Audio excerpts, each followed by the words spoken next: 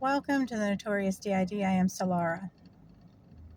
I would like to address a question that I've gotten in the past. How do you raise a child with having D.I.D? Well, the same way you raise a child without having D.I.D. Except, sometimes that saying, it takes a town to raise a child. Well, we literally have the town within the one body. So she gets the wisdom and insight and personality of many different people who take the time to raise her. In our case, it's a her, but in any case, just because you have D.I.D. and there are multiple alters does not mean that there is a difference with raising a child.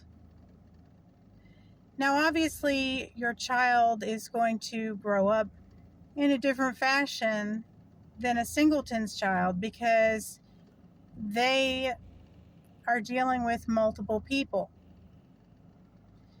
To me, that just means that they are more open and understanding to anyone's mental illnesses, to anyone's health, to anyone's personality, because they have encountered different ways to engage with people already because of one body.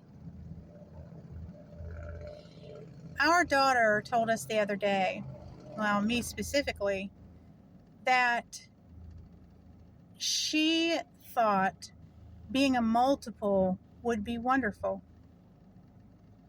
because it's so hard being a singleton. She said being a multiple, she envied me because you have others to rely on and others that you change into, and depending upon the circumstances, you have different ways of dealing with it. Now, we've taught her the different ways of dealing with it because of our different perspectives. But I was actually shocked when she said that, because she said when you're a singleton, you can only rely on you and what you know.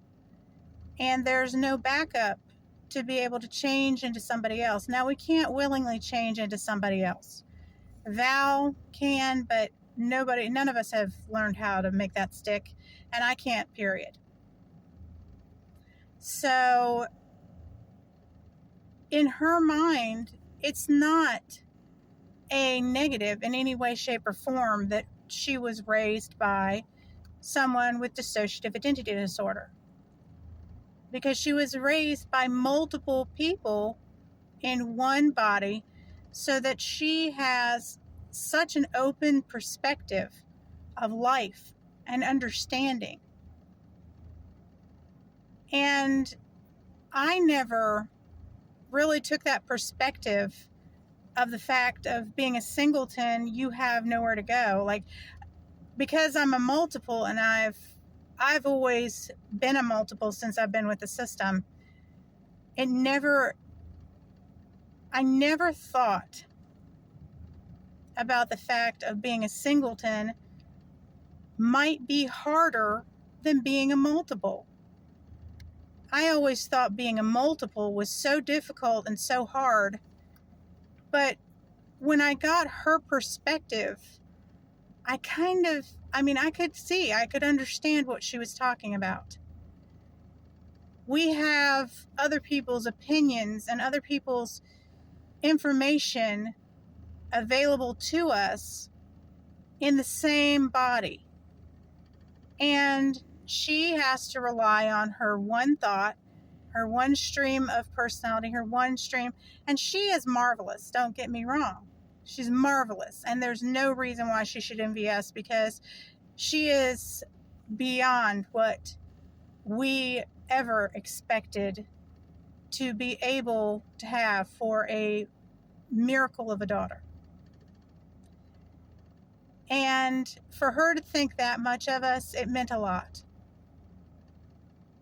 And genuinely, we think the world, the universe of her. But I do say to those of you who are singletons, I apologize, because I didn't understand your perspective. I'm slowly understanding the perspective of a singleton, learning more and more from other people and from my own daughter as to how it is for you. But it's all a learning process for all of us. That's why I'm here talking to you about our perspective and our encounters having D.I.D. and you having D.I.D. or you being a singleton. All of you have your own experiences. And I am more than happy for you to share those with us, because we're all learning and we all always will be. It's the person who feels they have nothing left to learn that is losing the battle, because you always have something left to learn. There's just too many things, too many variables, too many subjects. There's too much to be able to learn for you to know everything, or for you to have learned enough. So there's the perspective of D.I.D. multiple versus singleton. Like, share, subscribe, hit the notification bell.